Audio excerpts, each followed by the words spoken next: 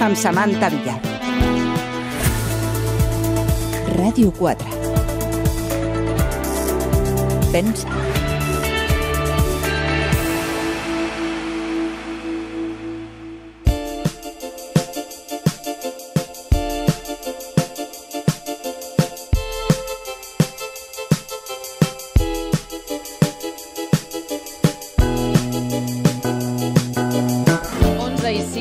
Avui sortim, això és Ràdio 4 i a l'Avui sortim som molt fans de la filosofia i com ja sabeu reservem cada dimarts a partir de les 11 una estoneta per poder fer aquest acte tan transgressor de parar.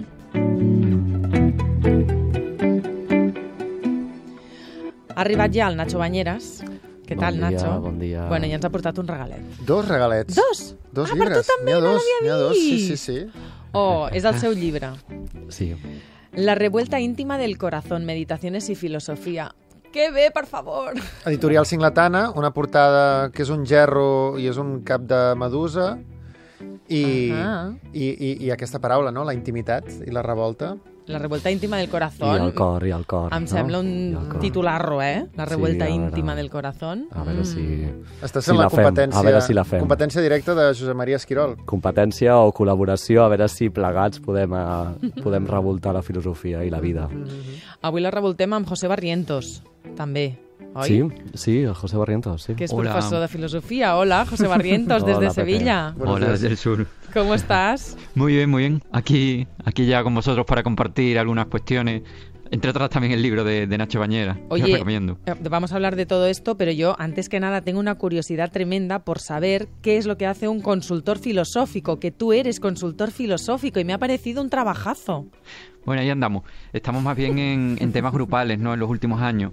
Pero sí es verdad que lo que intentamos es pues llevar la filosofía a las personas para que ellos puedan afrontar sus propias realidades a distintos niveles con realidades que están pasando hoy. Por ejemplo, lo más cercano, ¿no? Tenemos todo la catástrofe de La Palma y cómo estas familias están perdiendo su vida y cómo pueden volver a reconstruir sus propias existencias con un proyecto nuevo. El concepto de proyecto es un concepto de un filósofo español, de Ortega y Gasset. Bueno, pues la filosofía puede ayudar por ahí.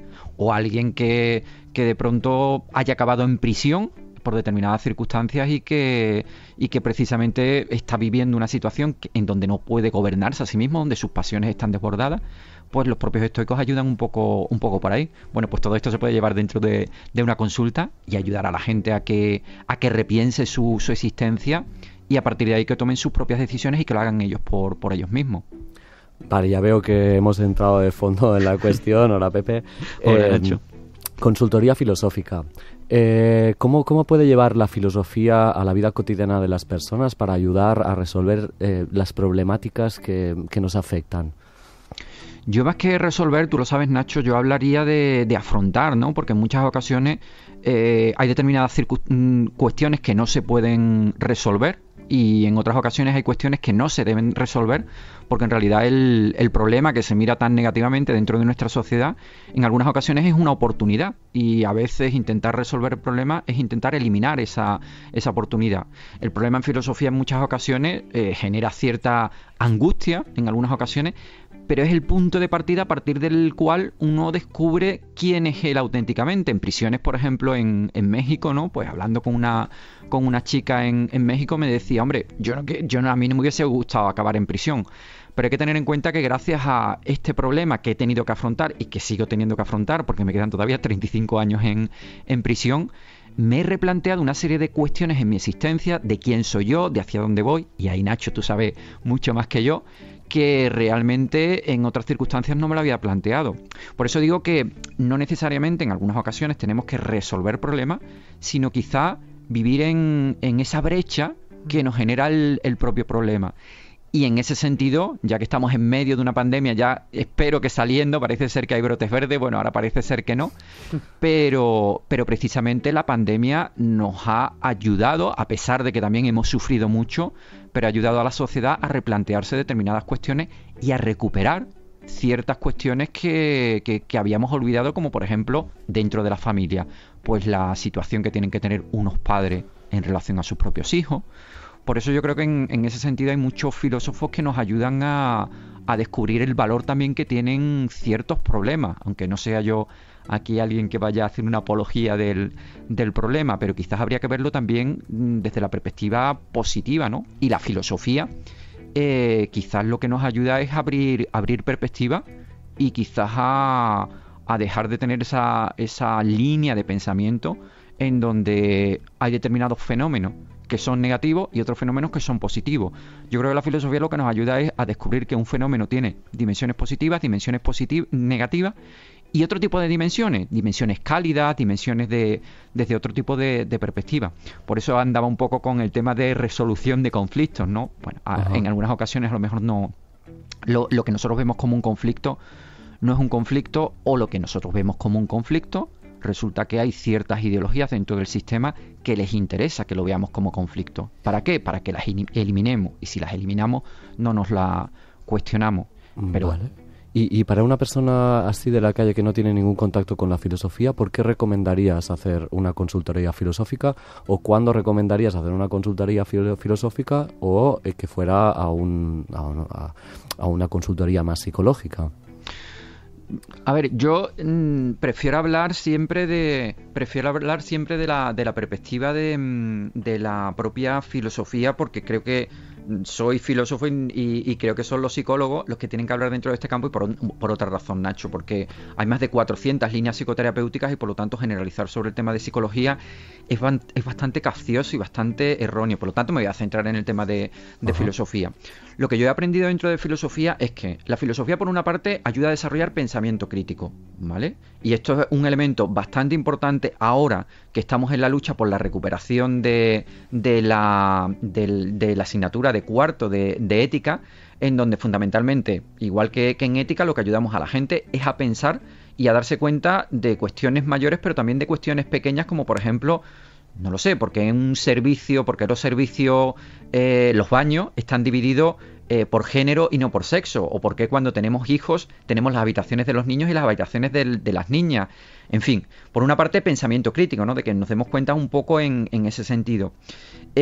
Por otra parte, pues esto que decías de la resiliencia. Nosotros cuando hemos trabajado en prisiones hemos conseguido que la gente que están trabajando, que los propios internos e internas de prisión, pero también aquellos que son funcionarios de prisiones, mejoren sus capacidades para gobernar sus propias pasiones, diríamos desde la perspectiva más psicológica, para una regulación emocional. Y además tú sabes que nosotros tenemos un proyecto empírico donde dentro de ese proyecto, por ejemplo en Brasil, se demostraba que mejoraban un 14,3% estas capacidades.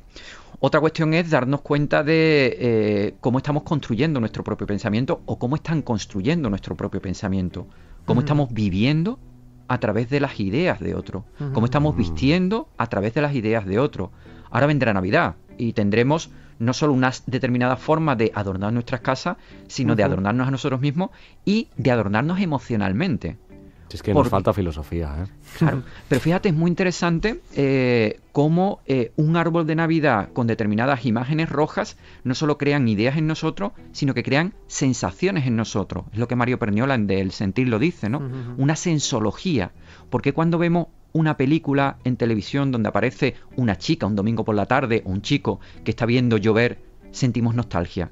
¿Realmente esa sensación la hemos creado nosotros o nos la han creado? Porque es interesante que haya esta sensación. Porque cuando vamos a determinada grande superficie estas Navidades, sentiremos de pronto ciertas sensaciones, y cuando salgamos sentiremos otras sensaciones. ¿Realmente nos pertenecen a nosotros esas sensaciones o no? Fíjate que todo esto dentro de una consulta, que es lo que me preguntabas, Nacho, sí, es lo que ayudamos a las personas a hacerse conscientes de ese mundo en el cual ellos están viviendo, no para decirle qué tienen que hacer, sino para que ellos autónomamente terminen decidiendo qué es lo que quieren hacer por ellos mismos. Y yo creo que por ahí podría ir una consulta. Hasta incluso que den más cuerpo a sus propias sensaciones, ¿verdad, José? Buenos días también. Yo me preguntaba sobre el papel de una consultoría en una cárcel, cuando la filosofía muchas veces ha sido muy crítica con el sistema penitenciario, es decir, la vigilancia, el castigo. ¿No tiene sus sinsabores también educar en la cárcel o pensar en la cárcel? Fíjate, empiezo por tu primera cuestión, lo que de dar cuerpo. En muchas ocasiones en nuestra sociedad, y en la prisión también por extensión, somos números. terminamos estallando. Y decimos, bueno, es que yo quiero ser una persona dentro de este sistema burocratizante que me ha tocado. Bueno, pues hay ciertos filósofos del siglo XX y previo que lo que intentan es recuperar esa conexión con la experiencia de la vida. Dentro de prisión mucho más. Es decir, gente que, nunca mejor dicho, son números que están siendo reinsertados dentro de ciertas estructuras sociales, y a nosotros dentro de prisión, respondiéndote, es algo que nos inquieta. Aunque nosotros vamos a la prisión, a algo que se entiende como una reinserción social, pero yo siempre digo que nosotros no hacemos reinserción social, sino desinserción social. ¿Por qué? Me explico. En algunas ocasiones esta reinserción social es volver a incluir a la persona dentro de una estructura que es la que la ha llevado a la prisión, por ejemplo, generando ciertas necesidades que esa persona no tenía y que han hecho pues que consuma ciertas sustancias, que consuma ciertos productos, que se le generen ciertas necesidades, y al final, si lo que hacemos en la prisión es reinsertarlo dentro de ese marco, pues probablemente, o hay muchas posibilidades de que esa persona vuelva a ese sistema, o bueno, a lo mejor tiene un trabajito y a lo mejor no vuelve a ese sistema porque se puede costear aquello que tenga. Pero, ¿y si desinsertamos de esa sociedad que lo ha llevado a eso? Quiero decir, ¿y si le ayudamos a esa persona a que sea autónoma, para que decida por ellas mismas, para que cree sus propias necesidades? Pues probablemente esas necesidades que en algún momento lo llevaron en prisión ya no son acuciantes en esa persona, y por lo tanto introducimos como una especie de virus dentro del sistema penitenciario, virus dentro de esas personas, que es un virus muy interesante porque es el virus del pensamiento crítico que de alguna forma va a incapacitarlo para volver dentro de prisión. De ahí un poco la situación que hay dentro de prisión. Lo que sí es cierto, y acabo, lo que sí es cierto es que también hay una criminalización mediática, es decir, una visión determinada de la prisión que en muchas ocasiones no coincide con lo que hay dentro de prisión. Esto lo decía Juan Pablo Mollo, lo dicen otros Foucaultianos, ¿no? Y bueno, pensemos un poco lo que aparece cada vez que aparece prisión en televisión. Bueno, hasta series como las prisiones más peligrosas del mundo. O por ejemplo, ahora en la época del COVID, ¿cuál es la imagen que ha aparecido normalmente dentro de prisión? Normalmente eran noticias como si en Barcelona hay una prisión donde hay una serie de reclusas que están utilizando el gel hidroalcohólico para alcoholizarse, si hay en Colombia determinadas personas que están haciendo ciertos movimientos para liberarse. Es decir, de alguna forma el preso sigue siendo un monstruo. Sí, y también esa idea aberrante de pensar la prisión como seres privilegiados que tienen acceso a la cultura, a una educación que luego en la sociedad no tiene cabida, ¿no? Contra todo eso tiene que luchar la filosofía. Son gigantes de tamaño de molino de viento, ¿verdad? La verdad es que sí, la verdad es que es otro de los grandes problemas que nos planteamos, ¿no? Esta propia imagen de la prisión, y por supuesto también la contraria, que a veces también aparece esa, la de romantizar al preso, y resulta que el vigilante es el negativo. Yo creo que, o sea, el funcionario de prisiones, ¿no? No, nosotros no decimos ni que el preso sea un santo que ha sido ajusticiado de una forma no culpable, ni que por supuesto sea el malo de la película, ¿no? Sino que de alguna forma aplicamos el pensamiento crítico y vemos pues las debilidades y las bonanzas de una persona que está dentro de prisión, bien sea el preso, bien sea la presa o bien sea los funcionarios de prisiones, que sobre todo, y además esto es una segunda cuestión interesante para la filosofía, que sobre todo pueden ofrecernos otra forma de pensar, porque la filosofía en muchas ocasiones, la filosofía original, está en las periferias, que creo que es lo que la filosofía no ha pensado en algunas ocasiones. Tenemos que pensar con Foucault, con Heidegger, con Descartes, con los grandes autores, pero estos autores en muchas ocasiones no han vivido situaciones límite que son las que en muchas ocasiones nos han llevado a pensar. Boecio mismo, ¿no? Nuestro proyecto se llama el Proyecto Boecio. ¿Y quién fue Boecio? Pues fue un filósofo que pasó sus últimos días en prisión y que le llevó a escribir una obra que se llama Las Consolaciones de la Filosofía. Y claro, fijaros qué interesante que precisamente en estas situaciones límite es donde uno llega a escribir grandes obras, o cuando uno se retira, como el caso de Descartes. Por lo tanto, la prisión y los barrios periféricos son también una oportunidad para la propia filosofía para ampliarse. Ha pasado en los últimos años con el tema de la mujer. La mujer ha sido periférica dentro de la sociedad durante mucho tiempo. Vale, y puedes porque repensando la periferia, entiendo que los despreciados, los estigmatizados, de los que tú también dedicas un tiempo a pensar desde la filosofía, forman parte de esta periferia. ¿Quiénes son los despreciados, los estigmatizados, y cómo puede ayudar la filosofía a este colectivo, a estos colectivos? Yo creo que el primer nivel es el que todos conocemos, de los barrios periféricos que hay en todas las ciudades.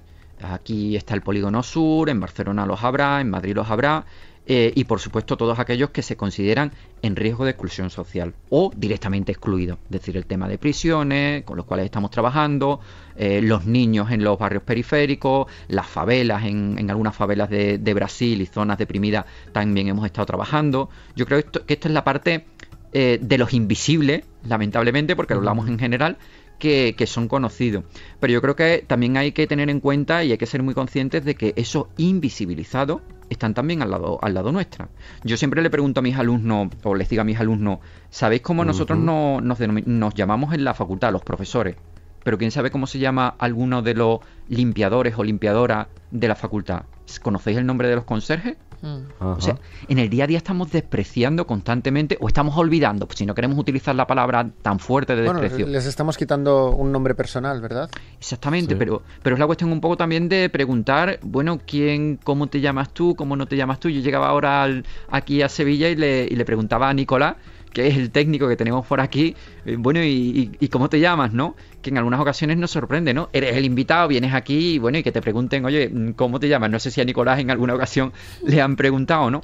Pero yo creo que es parte Un también abrazo a de Nicolás, Sí, desde seguro que Barcelona. sí. Le agradecemos su trabajo. Los invitados de Radio 4 siempre son las personas más educadas posibles. ¿Ves? Pero yo creo que esas son otros tipos de periferia, ¿no? Y creo que es algo que nosotros no solo tenemos que darles a ellos, sino que ellos nos dan a nosotros también mucho, porque la filosofía tiene que llegar allí si también quiere seguir ampliándose. Por lo Venga, tanto, ¿esa por ahí- sería la responsabilidad de la filosofía respecto a estos colectivos? Yo creo que una de las responsabilidades de la filosofía es esa. Yo no creo que sea la única responsabilidad. Es decir, la filosofía tiene muchas responsabilidades, hay que generar también otros tipos de textos teóricos, pero una de las responsabilidades sería esa. Y específicamente, si lo que me preguntas, Nacho, es qué podemos hacer en relación a ello, pues sería desarrollar herramientas o trabajar con ellos grupalmente para desarrollar en ellos habilidades filosóficas. Y a alguien que nos esté escuchando dirá, bueno, pero ¿cómo le vamos a enseñar a un niño, o para qué le sirve a un niño al cual a sus padres los han literalmente matado el día anterior? ¿Qué sentido tiene la filosofía con ellos? ¿Qué te vas a poner a hablarle de Descartes? Pues no te pones a hablarle de Descartes. Pero desde luego ese niño lo que sí necesita en ese momento es reestructurar su propia existencia, y ahí la filosofía puede darle bastante. O ese niño puede necesitar plantearse cómo maneja los sentimientos que está teniendo.